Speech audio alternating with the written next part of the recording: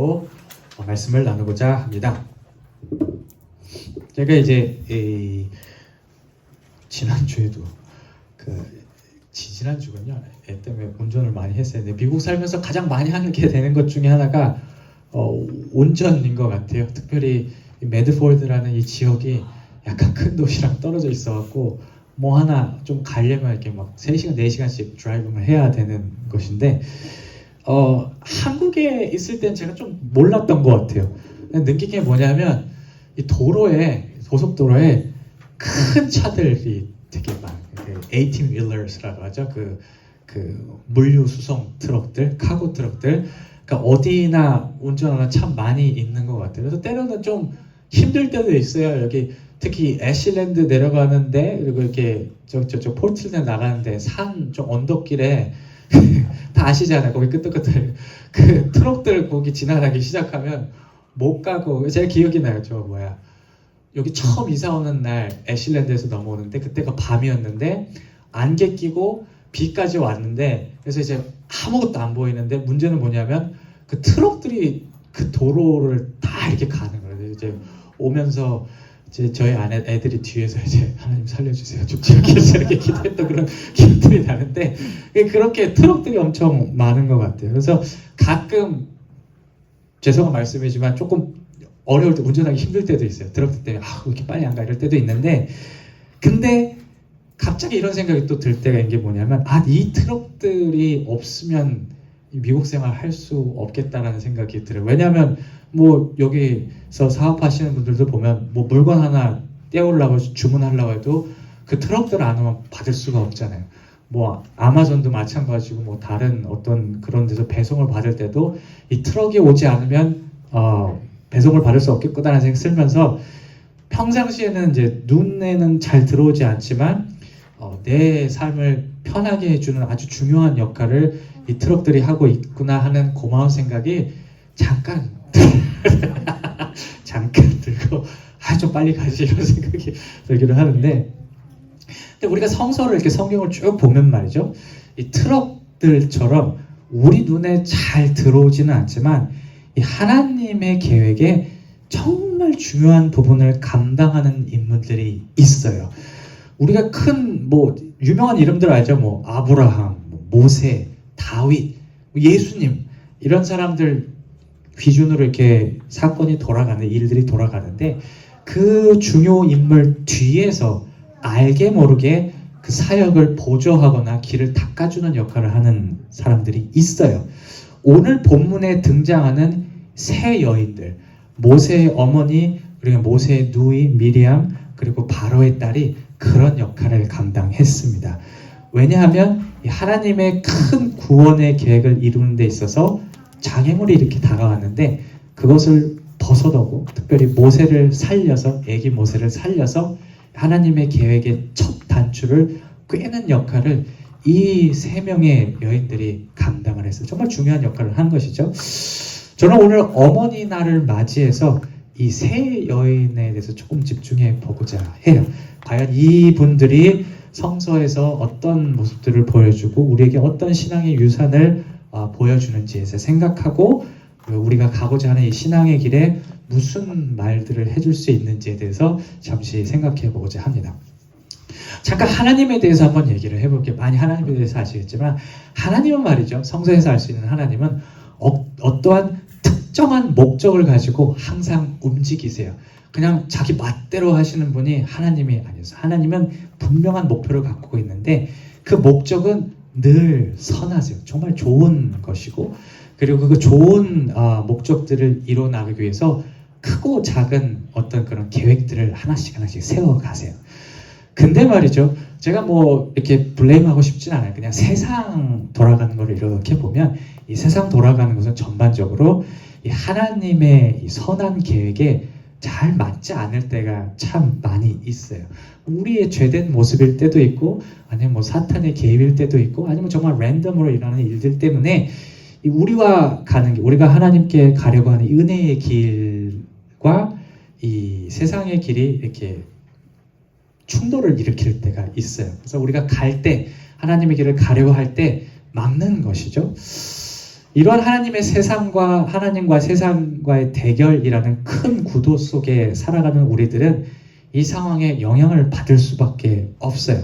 구체적으로 교회 안에서는 아유 예수님 잘 믿고 이렇게 지내야지 하다가도 한 발자국 교회 바깥으로 탁 내디르면 늘 영적인 도전을 받는 거예요. 아이 내가 그랬으면 안 되네. 하나님께서 싫어하실 텐데 그런 일들을 하게 되고 또 그런 상황에 놓이게 되는 어떤 그런 시험을 받고 도전을 받고 영적으로 도전을 받는 게 그게 우리의 삶인 거거든요. 신앙인의 삶인 것 같아요. 성경에서 얘기하는 것 중에 하나가 이거잖아요. 늘 깨어 있으라. 늘 깨어서 기도하고 또 깨어 있으라고 얘기하는 게 바로 이 때문일 것입니다. 우리가 영적으로 깨어서 이렇게 시시각각 다가오는 도전에 제대로 반응하지 못하면 실족하기 때문이에요.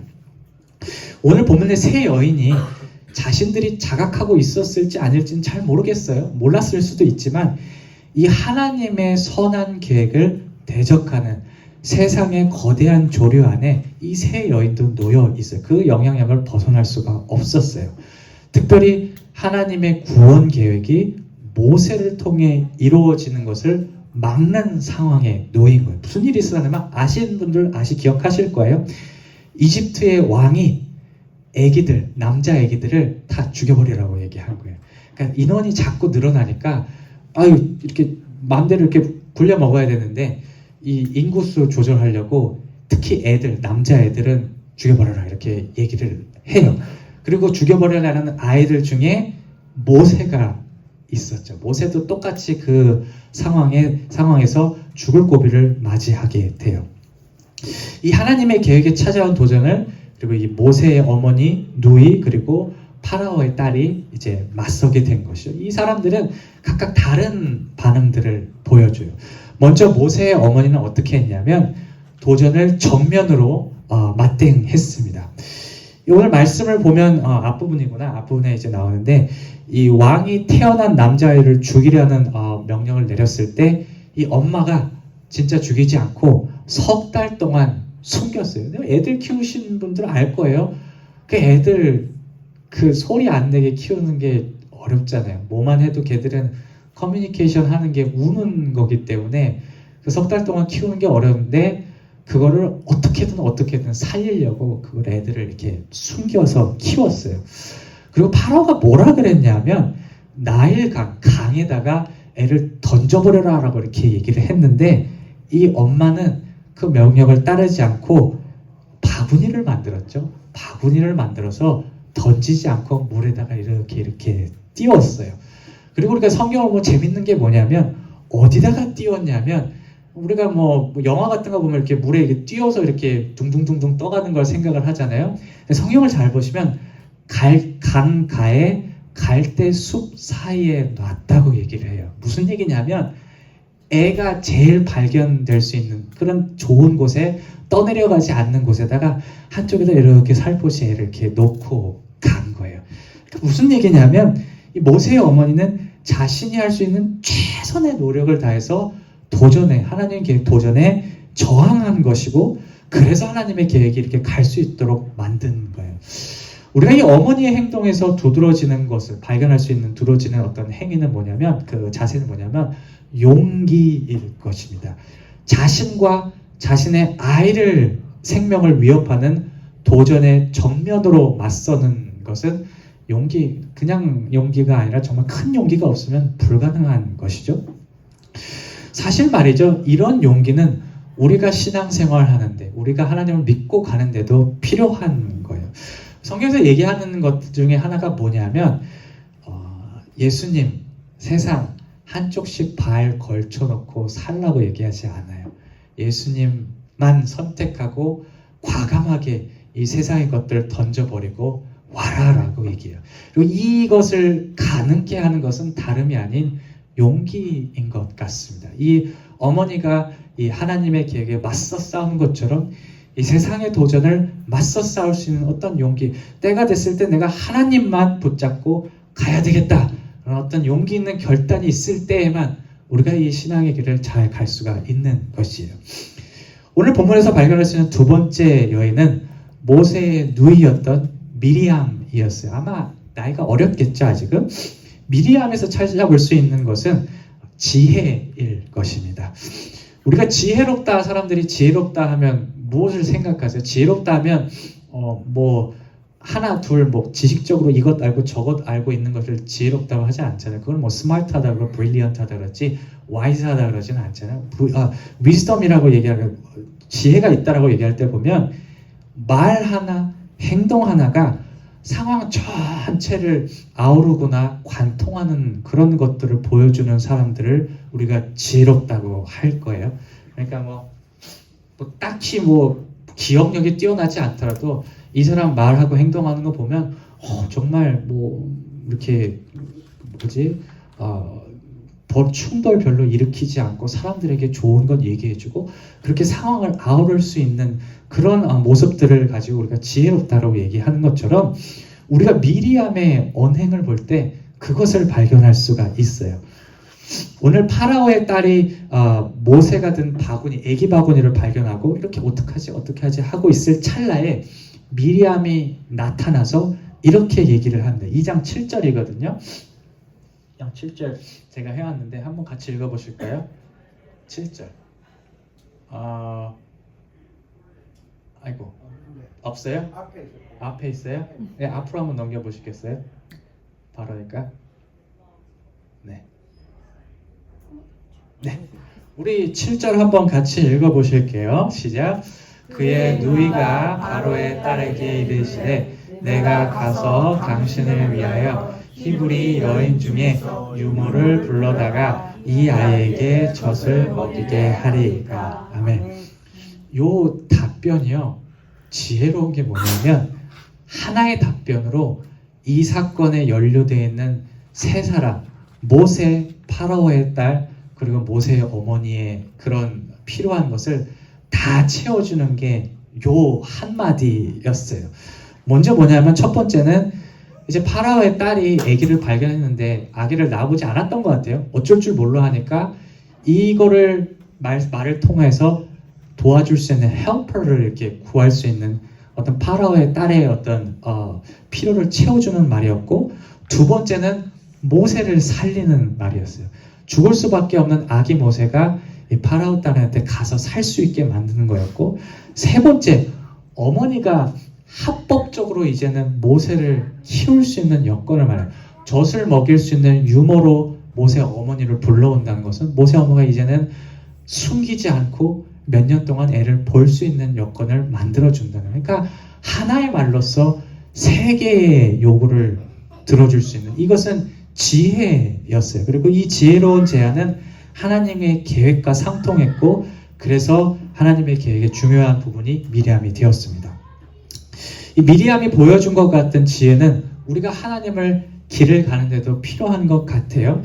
특별히 모든 사람을 이롭게 하는 지혜의 모습은 우리의 말과 행동이 무엇을 추구해야 하는가, 믿는 사람으로서 무엇을 추구해야 하는가를 보여주는 것 같습니다. 특별히 우리가 진정으로 예수님을 믿는 사람이라면 내 것만 보고 내 생각만 보고 챙기는 것이 아니라 우리가 관계하는 모든 사람들의 어떤 상황을 아우를 수 있는, 이롭게 할 수 있는 어떤 지혜로운 것이 되어야 한다는 것을 우리에게 말해 줄 것이에요. 마지막으로 우리 본문에서 볼 수 있는 세 번째 여인은 파라오의 딸입니다. 그녀에게서 찾아볼 수 있는 것은 아마 관용일 것이에요. 이 파라오의 딸이니까 지위가 얼마나 높았겠어요. 뭐든 할 수 있는 파워를 갖고 있었는데 이 높은 지위를 선한 목적을 위해서 사용을 했어요. 먼저는 파라오의 명령을 우회할 수 있는, 거절할 수 있는 권리, 그리고 미리암의 제안을 실행할 수 있는 권리, 그리고 모세를 입양할 수 있는 이 권리, 이 힘을 단 하나, 모세의 생명을 살리는 방향으로 이 파라오의 딸이 사용을 했어요.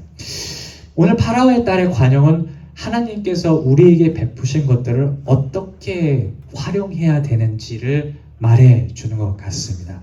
우리가 가진 것들, 하나님께서 주신 것들 참 많이 있잖아요. 뭐 사람도 있고, 뭐 일도 있고, 재산도 있고, 여러 가지 있는데 이것을 우리 자신을 위해서 사용하는 것도 좋지만 우리가 하나님의 진정한 좋은 계획에 놓이게 될 때는 이것을 하나님을 위해서, 그리고 이웃을 위해서 선하게 행할 때, 사용할 때 우리가 하나님의 길에 설 수 있다라는 것을 보여줄 수가 있어요. 파라오의 딸이 예수님을 하나님을 믿는 사람이 아니었잖아요. 아니었는데도 불구하고 하나님의 계획에 들어갈 수 있었던 이유는 그 선함이 있었기 때문에, 선하게 사용하고자 하는 마음이 있었기 때문에 그 하나님의 계획 안에 들어간 것이라는 것을 우리가 기억해야 할 것입니다. 마지막으로 오늘 본문은 세 여인의 생각과 행동을 떠받치고 있는 아주 중요한 마음 하나를 보여줘요. 저는 이 지금 방금까지 말씀한 이 세 가지를 떠받치고 있는 베이스라고 생각하는데, 이게 뭐냐면 사랑과 연민입니다. 이 마음의 표면에 가장 잘 드러난 장면은 아마 파라오의 딸이 바구니에 담긴 모세를 처음 발견했을 때였을 거예요. 6절은 여기에 대해서 이렇게 기록해요. 우리 6절 한번 읽어보실까요? 시작. 열고 그 아기를 보니 아기가 우는지라 그가 그를 불쌍히 여겨 이르되 이는 히브리 사람의 아기로다. 아멘. 그러니까 여기서 뭐라고 얘기하냐면 이 파라오의 딸이 이 아기를 불쌍히 여겼다라고 이렇게 나와요. 오늘 본문에는 직접적으로 드러나고 있지 않았지만 모세의 어머니와 미리암도 동일하게 불쌍히 여기는 마음을 갖고 있었을 거예요. 자기 아기를 끝까지 살리려고 했던 어머니의 모습, 당연히 불쌍하게 여기는 마음, 사랑의 마음이 있었겠죠. 그리고 그 누이의 마음, 그 물에 떠 있는 아기를 떠나보내지 못하고 계속해서 바라보고 있었던 그 미리암의 마음은 그 사랑과 연민의 마음이 분명히 있었을 거예요.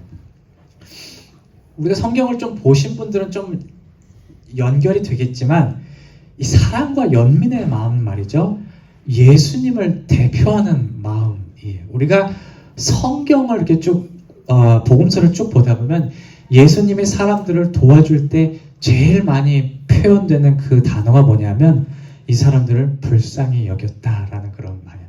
이 사람들을 불쌍히 여겨서 도와줬다라고 이렇게 얘기를 해요. 또 다른 마음은 뭐냐면 사랑의 마음에 대해서 얘기해요. 이 하나님 예수님의 사역이 본질이 사랑이라는 것을 계속해서 얘기해요. 그러니까 사랑과 연민은 예수님을 대표하는 마음. 그러니까 무슨 얘기냐면 이 여인들이 사랑과 연민의 마음을 가졌을 때 주님의 마음에 동참한 것이에요. 다시 말해 사랑과 연민의 마음을 통해서 주님과 연합했으며 이 연합을 통해서 하나님의 길을 걸어갈 수가 있었던 것입니다. 이런 측면에서 볼 때 그들의 용기, 지혜, 관용은 사랑과 연민의 마음 가운데서 예수님과 하나님의 길을 걷게 되었을 때 나오는 부산물이라고 생각하면 될 것이에요. 주님께서 연합했을 때 그런 어떤 지혜들과 그런 행동을 주신 것입니다. 제 얘기를 조금 잠깐 좀 소개하려고. 제가 아버지가 목사님이에요. 뭐 모르시는 분들 계시죠. 아버지가 어렸을 때부터 목사님이셨기 때문에 교회에 평생 살았어요. 제가 40살 조금 넘었는데 40년 동안 교회에 계속 살았는데 제가 그 수많은 교회를 거쳐오면서 이 한 가지 좀 의아하게 생각했던 미스터리 같은 게, 교회 미스터리 같은 게 있어요.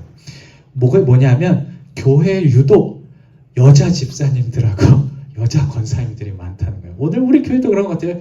여성분들의 비율이 어느 교회를 가나 남성분보다 많아요.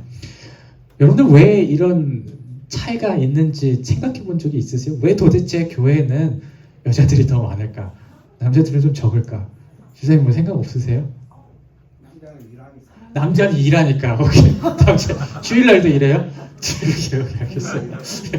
왜 그럴까? 생각해 본 적 없으세요? 저 어렸을 때 참 특이해요. 왜 교회는 여자들이 이렇게 많지? 이렇게 생각을 없으세요? 왜 그럴까? 할 일이 없어. 에이 집사님. 에이 참. 에이 그렇게 좋게 얘기해 주셔야지 같이 여자들 입장으로서. 저 오늘 말씀을 발견하면서 하나 이유를 발견한 것 같아요. 그게 뭐냐면 여성분들이, 미안한 얘기예요, 남성분들보다 예수님의 마음인 사랑과 연민에 더 가까워서가 아닐까 싶은 생각이 들었어요. 그러니까 하나님께서 여자분들을 만드실 때 주님과 더 잘 연합할 수 있는 그 마음을 주셨기 때문에 더 이렇게 끌리는 것 같아요. 하나님 말씀, 예수님에 더 잘 끌리게 되는 것 같아요. 여러분 이게 그냥 제 생각만이 아니라 성경적인 게 뭔지 아십니까? 예수님의 사역을 보면 중요한 부분, 예수님의 중요한 사역의 중요한 부분들에 유독 여자들이 많이 등장해요. 여자들이 많이 등장해서 중요한 부분들을 넘어가요. 예수님 그 장례식, 미리 장례식 치른다는 어떤 그런 개념으로서 발을 향유 옥합을 닦아서 깨서 닦아줬던 사람이 남자가 아니었어요. 여자였어요. 여자분이었고, 그리고 예수님이 부활하고 무덤이 열렸을 때 제일 먼저 찾아간 사람이 누구였어요? 여자였어요. 마리아, mag달라 마리아. 그리고 그 다음에 다른 두 여자 3명이었어요. 그리고 예수님의 십자가를 지고 걸어가실 때 사람들이 따라갔거든요. 근데 그 부분을 보면 뭐라고 얘기하고 있냐면 무리들에 섞여서 통곡하는 큰 여인들의 무리가 따랐다고 이렇게 얘기를 해요. 그러니까 여자들이 예수님 돌아가시는 거 보고 그 자리를 따라간 거. 그게 사실 쉽지 않은 일이거든요. 그 당시에. 그런 것들을 생각하면 이 여성분들이 가진 사랑과 연민의 마음이 이 주님과의 영적인 간격을 좁히고 연합하게 만들었기 때문에 그 예수님의 사역의 중요한 부분을 감당했던 것 같아요. 그리고 지금 교회에서도 그런 일들이 많이 일어나는 것 같아요. 여성분들이 있는 것은 우연이 아닌 것 같아요. 그런 마음을 가지고 계셨고 좋은 것이기 때문에 절대 비하하지 마시고 지사님 그것을 가지시고 계속 살아가시면 돼요. 남성분들은 조금 더 힘을 내서 사랑과 연민의 마음을 가지면 될 것 같아요. 우리 말씀을 정리하겠습니다. 이 주님의 길을 걷는 것은 분명 은혜로운 길이긴 하지만 반드시 도전과 시련이 동반하는 길이에요. 오늘 말씀이 우리에게 이야기하는 것은 이러한 도전에 대한 극복의 시작이 주님께서 우리에게 주시는 사랑과 연민의 마음을 소중히 여길 때라는 것이 가능하다라는 것일 거예요. 그렇기 때문에 우리가 하나님께서 여러 마음들을 주실 거예요. 뭐 기도할 때, 뭐 예배 드릴 때, 일상생활 여러 마음을 주시지만 특별히 사랑의 마음, 연민의 마음은 꼭 붙들어야 할 것이요. 그것을 가까이 둬야 할 것입니다. 그러할 때 주님께서 우리에게 용기와 지혜 그리고 선을 행할 수 있는 능력을 주셔서 우리가 마주한 도전과 시련을 능히 이겨내고 예비하신 많은 은혜에 도달을 하게 될 것을 믿고 살아가는 저와 여러분들이 되시기를 주님의 이름으로 축원합니다. 아멘.